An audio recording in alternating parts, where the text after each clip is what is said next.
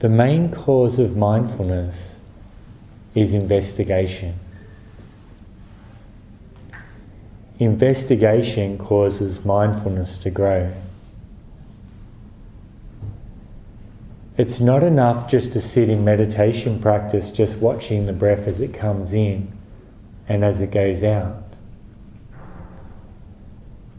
If we want to cultivate mindfulness, we need to learn to do it in a way that we're questioning what it is we're experiencing. That means trying to look closely without assuming that we already know what's going on. And so when we do the exercises later tonight, you'll see what I mean. You'll start to find out there's a lot going on that we have no idea about.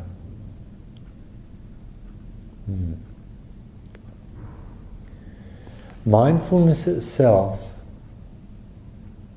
is knowing this is what I'm experiencing right now, and this is how I'm relating to what I'm experiencing right now. And this factor of mindfulness in most people is very, very weak. Very weak. If our mindfulness is low, what will tend to happen is we'll tend to forget what it is that we're doing. And so you'll find you'll be sitting there doing the meditation practice and you'll literally forget that's what you're doing. You can even forget that you're in the room. You can forget that there's other people around you.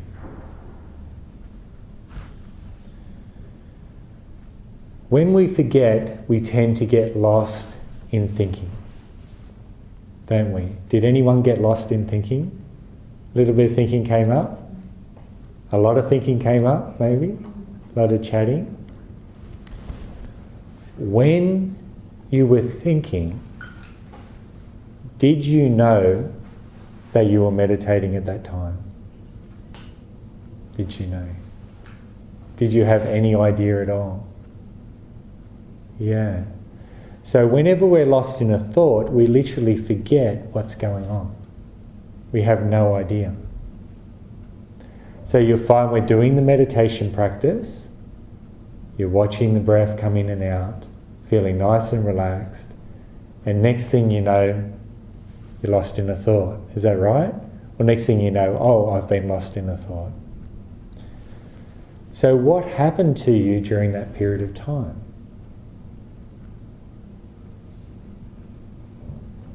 What happened to your attention during that time? Why did you forget?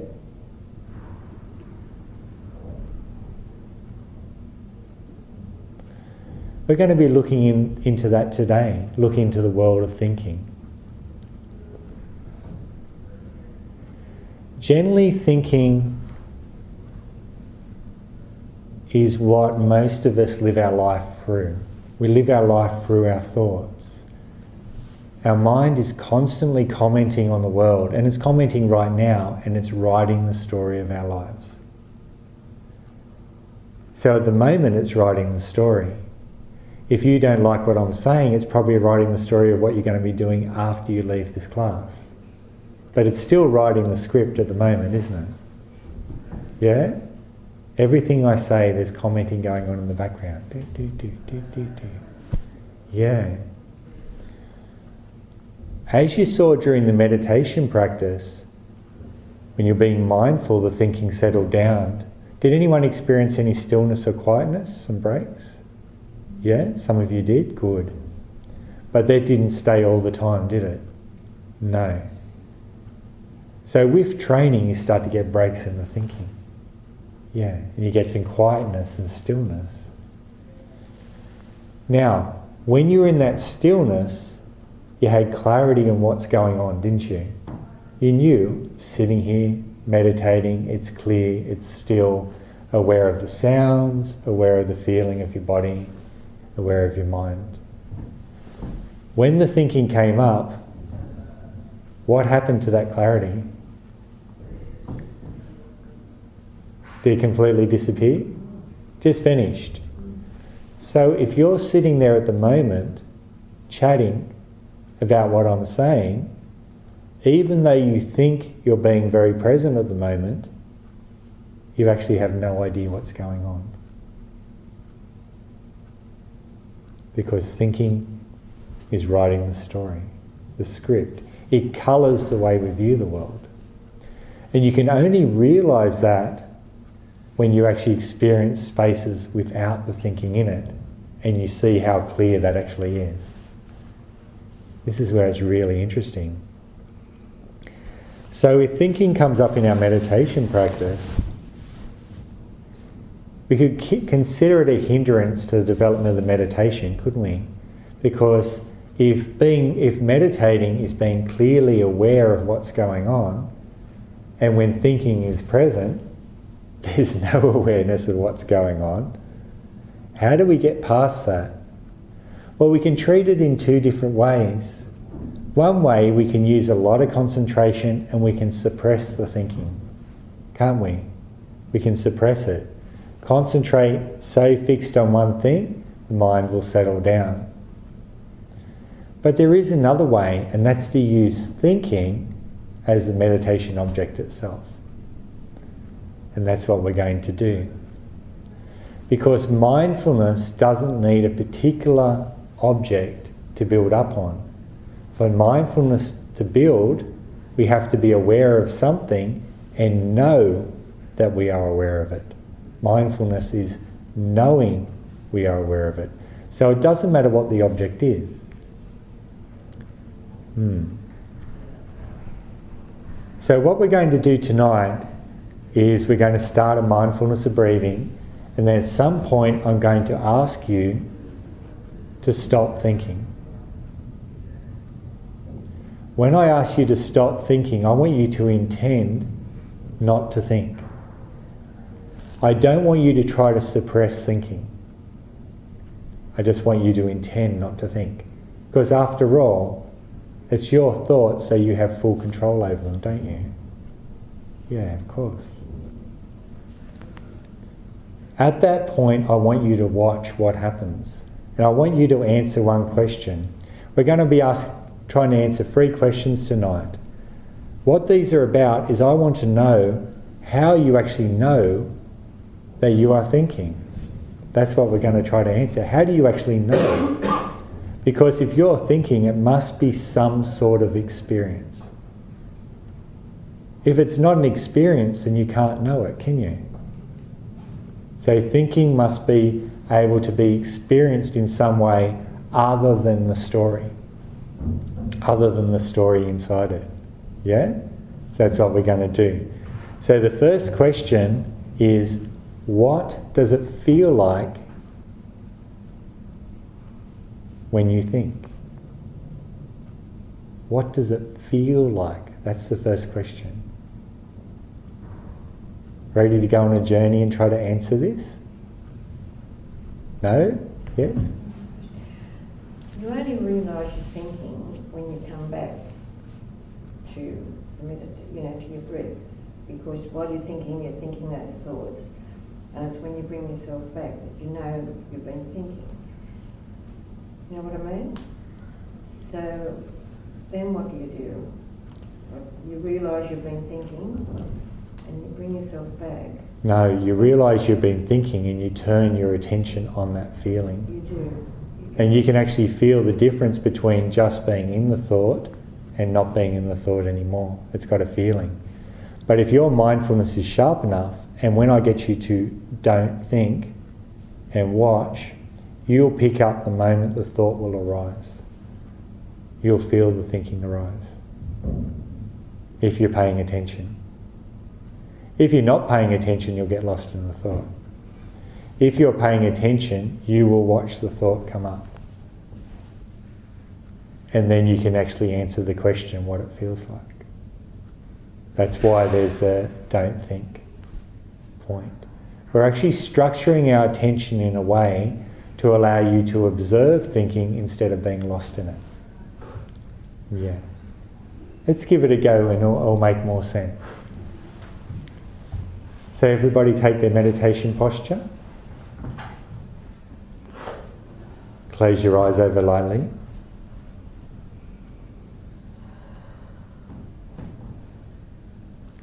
Just bring your awareness into the feeling of your body sitting on the chair or on the floor. Feel the whole of your body.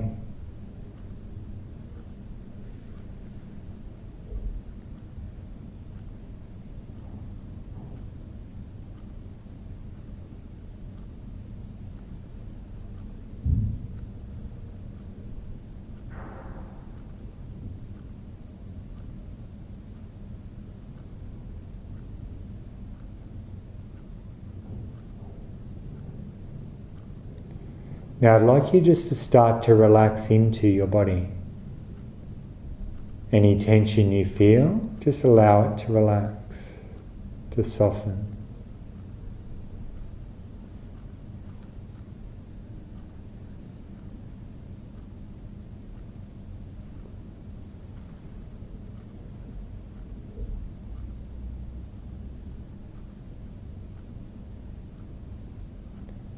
As you relax into your body, you'll start to notice your breathing as it comes in and as it goes out. Just start being aware of the full length of each breath.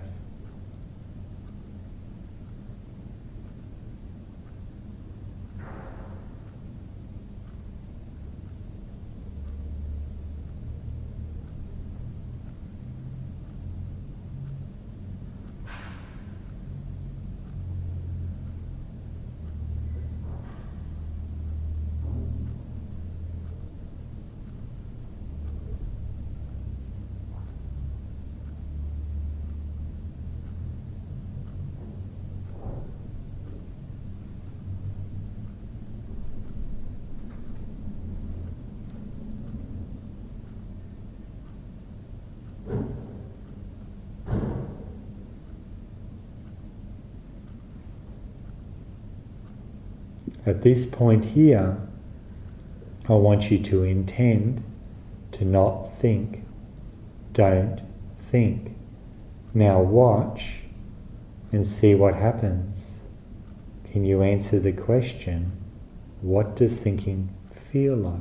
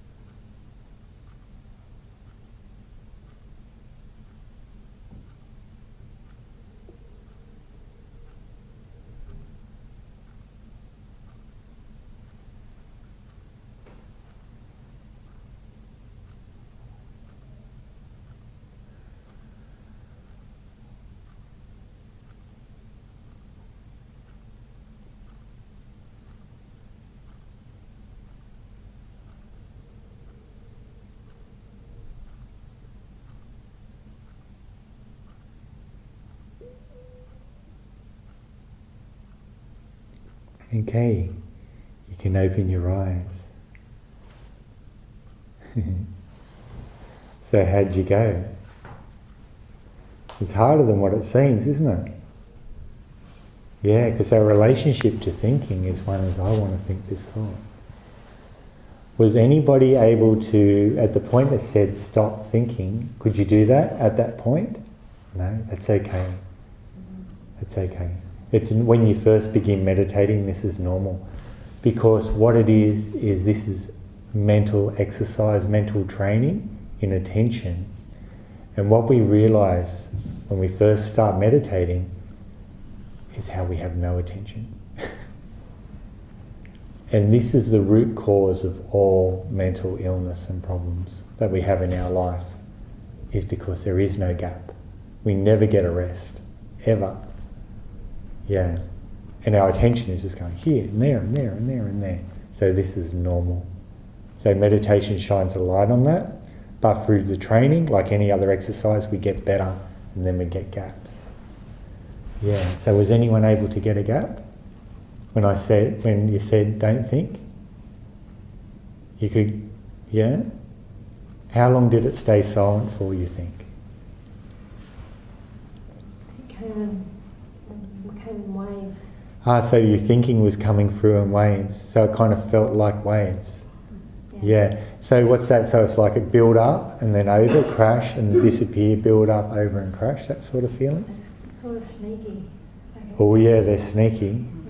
And you're thinking before you... Yeah, and you can think that you're quiet, but then there's commentary going on in the background. So it goes quiet in the front, but then it's like somebody comes in for the back door and is commenting on how quiet it is. Because there's actually layers to thinking. Thinking isn't just one thing, it's many layers. And so with mindfulness practice, you start to notice the layers. It's good you're seeing the waves. Did you have any control over that? Or were the waves just coming and going? Because you decided not to think, didn't you? Yeah. Yeah. But it was happening anyway. Yeah. Regardless of whether you wanted it to or not. Yeah. You probably would have preferred it to be nice and quiet still. Yeah. Yeah. See what you can learn from that. You're watching it and you're noticing how the thinking is so habitual that it's got its own agenda, which has got nothing to do with your agenda. You don't have control over it. And this is what we start to notice. We're doing this by watching it rather than being lost in it. We start to see we have no control over our thinking. And it's watching it like this and understanding that you start to change your relationship to it. Because if we don't, we're being controlled by the thinking instead of us controlling the thinking. The thinking is controlling us. Yeah. And this is a problem. If something that we have no control about over is controlling us, it's pretty scary if we're taking that to be our reality. Yeah. Anybody else experience thinking in any way? This is a harder one to answer, this one, than the others. What it feels like. No? I thought you were going to answer that. Yeah, I don't know whether it's because of pregnant, but I just lock myself out of the thinking. Oh, so Stop it. what you did was you used concentration to suppress it. But what we're doing is mindfulness practice, not concentration practice. So you can suppress thinking through concentration. But basically what you're doing is building a dam. What we're doing in mindfulness practice is studying and understanding what's going on with the thinking and everything that it triggers, like anxiety and anger and frustration and boredom and everything like that comes out of it, comes out of getting lost in the story. Through observing this, and you start to see what's really going on, and you start to see how you can't control it, and you just start to see how pointless most of it is, your relationship to it starts to change. You don't have to make it change. It changes through knowledge. You start to become disenchanted with it and then tend to let it go more. rather than finding it so interesting. Yeah? When this happens, the thinking settles down by itself. Not in meditation practice, in everyday life.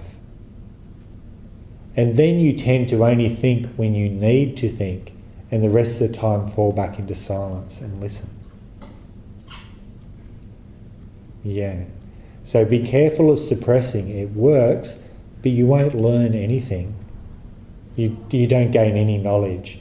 Mindfulness practice is about knowledge for observing. How do you know that you're doing one and not another? Yeah, I discussed that in other classes earlier this year. Concentration practice, we fix our attention on one thing and ignore all distractions. Ignore everything else. Turn our attention away from everything except for one thing. Mindfulness practice, we follow one object, but if something draws our attention away, we move with that and place our attention on that object. So in mindfulness practice, your attention moves, but you move with it. Your job is to know where that attention is sitting.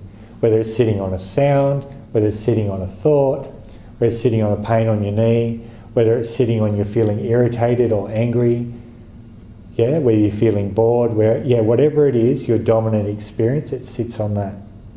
This is the difference. And it cultivates two aspects. In concentration practice, there's mindfulness, but concentration is dominant. So as you become more concentrated, everything will get blocked out. And so that first practice we did, you'll notice, sounds would disturb you at first, but they disturb you less and less. That's because you're building up concentration. But in mindfulness practice, mindfulness is primary, concentration is secondary. Concentration helps mindfulness, but we don't become so concentrated that we no longer experience anything. We want to experience thinking. We want to experience anxiety and frustration and sadness and all these things and become comfortable with them instead of fighting against them. Yeah, that's what we want to do in this practice. So what I experienced in that was, don't think, sitting there, and then suddenly just feel these little thoughts start to come up. Just little thoughts. They didn't really become words or anything, just blah, blah, blah. And when they come up, every time they'd come up, I would feel like a contraction. It's like a contraction, a tightening, and a heart. You felt that. See, these are what we miss. That's the experience of thinking. Contraction. As soon as the thought dissolved, that contraction would actually release, and it was relaxed again. And this just gets happen. So little ones come up, contract, release, contract, release, contract, release. And then a bigger one started to come up, and I actually felt a tightening in the upper body. And because I was being mindful of the thought, it never became a thought. It collapsed, and then that just suddenly relaxed again. So there's a corresponding tightening, right, within your body, within your mind, with the thinking being present. And this is what I want you to try to observe. Start to observe that. When there's thinking present, you actually start to tighten up. When there's no thinking present, you actually start to relax. It's very, very interesting. Hence why we probably tighten up so much around here when we're really stressed and everything like that, because we're just 100 miles an hour, aren't we? We're starting to tighten and it never releases, never relaxes.